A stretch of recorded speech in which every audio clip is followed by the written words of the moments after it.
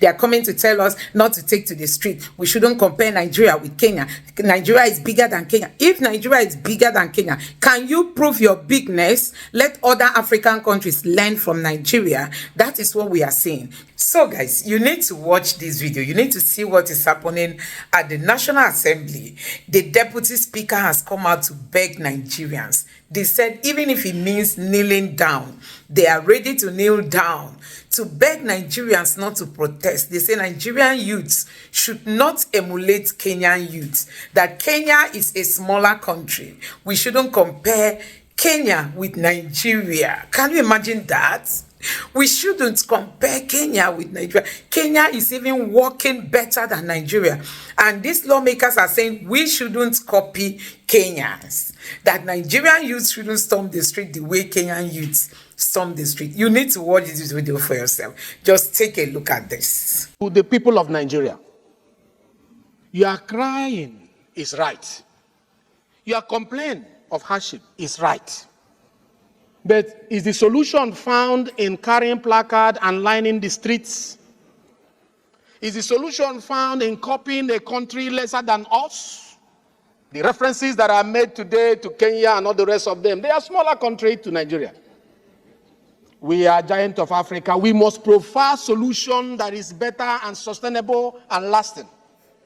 That solution is not found in our children being killed on the streets while protesting. It's not found in our raising placard. It's found in supporting the policies of government and understanding that these policies need time to begin to materialize. Rome was not built in a day. In 360 days, the president of this country have not rested, have not gone on jamboree, has not gone to pursue shadows. He has been deliberately, intentionally laying foundation for a nation that needs that stability. And we have been supporting, and I thank the parliament for all the support. We have been giving support to all the policies of government with one single agenda in mind: the people, the people, and the people. How to make our people better. And I want to say that we should support this motion, not only in this house, but in our various constituencies. Mr. Speaker, Yanzaza, the lover of peace, it's about time we take the message to our various constituencies and begin to appeal to them to be a little patient. Mr. President did not mince word when he said there will be difficult times, but it will not last forever. It is delayed gratification for greater gain. Let us wait a little longer. Let us not go to the streets. Hope is coming. We, your parliamentarians, are making sacrifices. Mr. Speaker, I want to appeal. Even if it means cutting our salary to help the provision of food for our people who are hungry, I want to appeal that the House look into that. I know our salary is not much, but even if it means we did that in COVID. During COVID, we cut our salaries. We slice our salary and we help the people. This is a time that is calling for sacrifice. And I'm sure these people here are willing to make sacrifices for our people.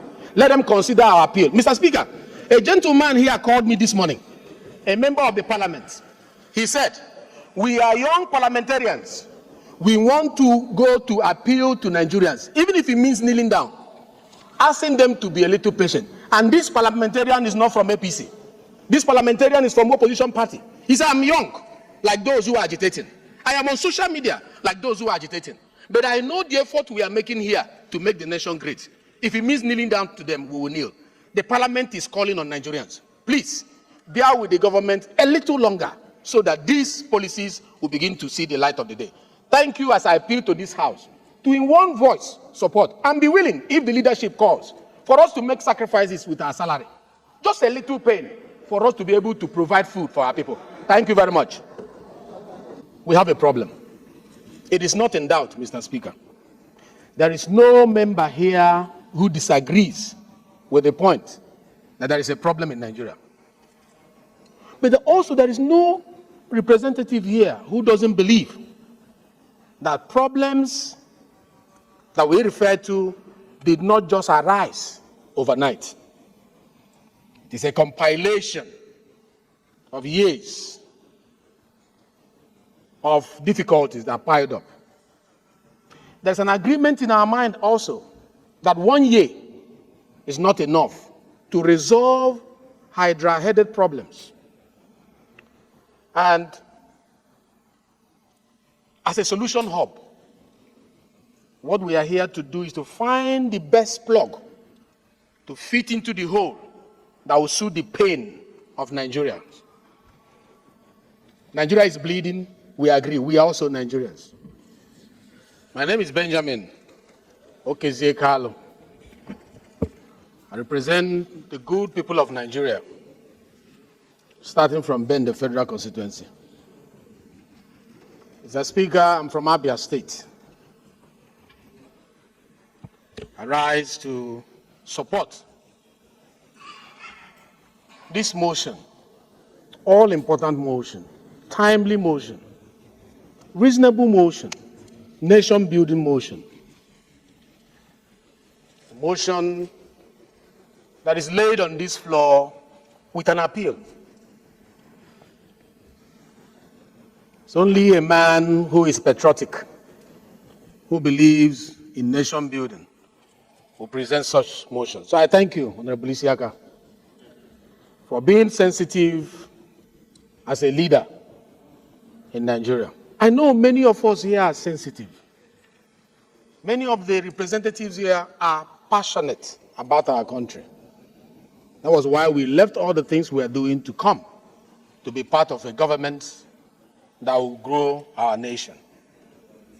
We cannot also be deterred from looking at the fact that we may have some undertones under the so-called alleged protest, national protest.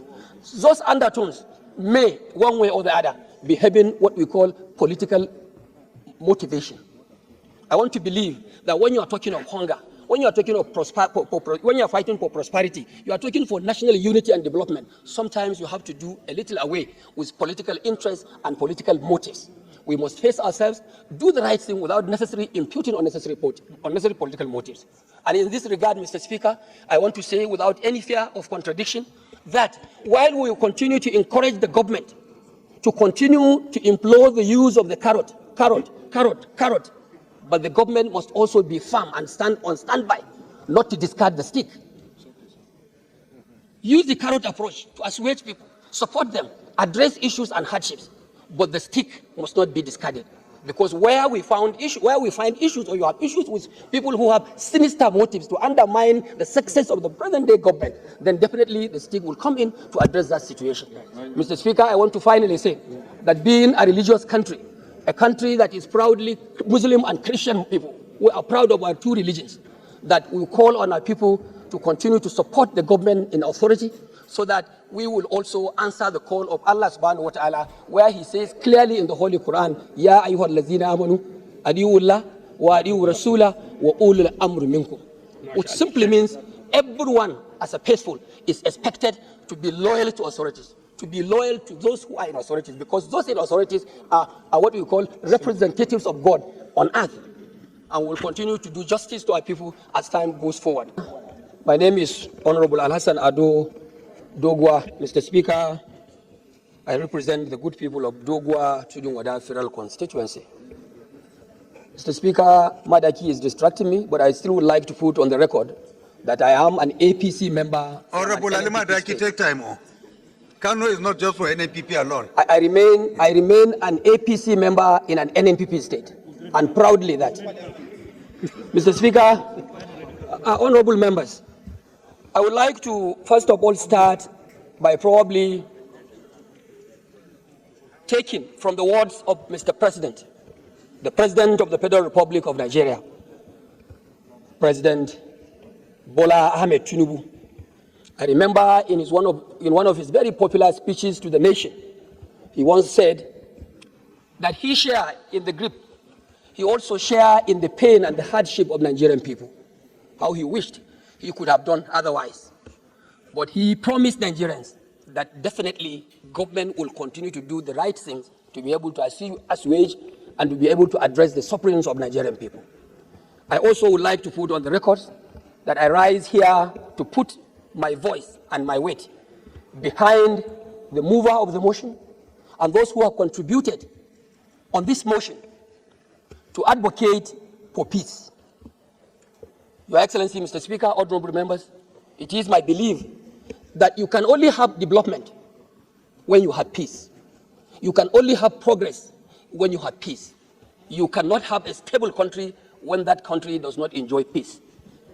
And for so reasons, I want to align fully with the movers and the advocates of peace in the Federal Republic of Nigeria. We will continue to look at the pains of Nigerian people, our constituents who brought us to the floor of this House, to ensure the right things necessarily needed for their well-being and welfare is being done by the government and those of us that are placed in authority to address their problems. Mr. Speaker, I will also want to put slightly to the attention of Nigerian people very recent policies, recent good policies of the government that are meant strictly to address some of these concerns of Nigerian people. Only recently, Mr. Speaker, honorable members, that the President declared our borders open for staple foods, grains, to come into Nigeria free for importation without custom duty. This is an idea that is meant to assuage the suffering of the people, especially in terms of food security and supply of food to our doorsteps. Mr. Speaker, I am also aware that in some of the supplementary arrangements made by the present-day government, the intention was to address some of these issues that are really ravaging the welfare and well-being of our people. And that is why we will continue to give the government that kind of support to continue to do the right thing, Mr. Speaker. While we are doing that, sir, we must also plead with Nigerian people, like the Deputy Speaker has rightly said, to exercise a little patience. I am of the opinion, Mr. Speaker, that 12 years in a journey of about 12 months, in a journey of about 48 months, is too early for us to rush into taking this kind of actions. You should not be misled by whatever action or inaction going on in some neighboring countries. Whatever it is, the consequences of such actions, even in those countries, are not proud actions. You don't have proud results. So it's only when we can be able to bring things on the table, discuss them on the table, and be sure that we can resolve them in the overall interest of Nigerians, that we can be able to make it. Mr. Speaker, I want you to continue to explore means in your relationship with the executive government, with the executive arm of government, as the leader of this House, to continue to look at those aspects where things can be made better for Nigerian people. Mr. Speaker. Thank you very much, Mr. Speaker, honorable colleagues. Honorable Comrade Bashir Usman Goro is my name, representing Garagwaranya Prayer Constituency from Sokoto State. Mr. Speaker, this issue is a critical issue, and it's timely for this hallowed chamber to discuss this matter. I'm a young man. I'm a product of struggle. Normally, in every struggle, 3C is necessary: consultation, confirmation, and confrontation. Mr. Speaker, honorable colleagues, I believe, with all honesty, the organizers of the protest, the young people that are calling for the protest, have not put necessary steps to make a confirmation or consultation from the government of the Federation and the government at all levels. In that way, Mr. Speaker, calling protest directly to the street will definitely turn down the peace and unity of our dear nation. Mr. Speaker, I'm a comrade. Anytime we are calling for protest, we must consider the atmosphere that we can lead protest and a peaceful protest. But the present atmosphere, with the frustration, anybody or every organization that is organizing protest is definitely undermining the peace and unity of our dear country. It is constitutional to have or to organize protest, but always you must consider the national interest above individual or group interest.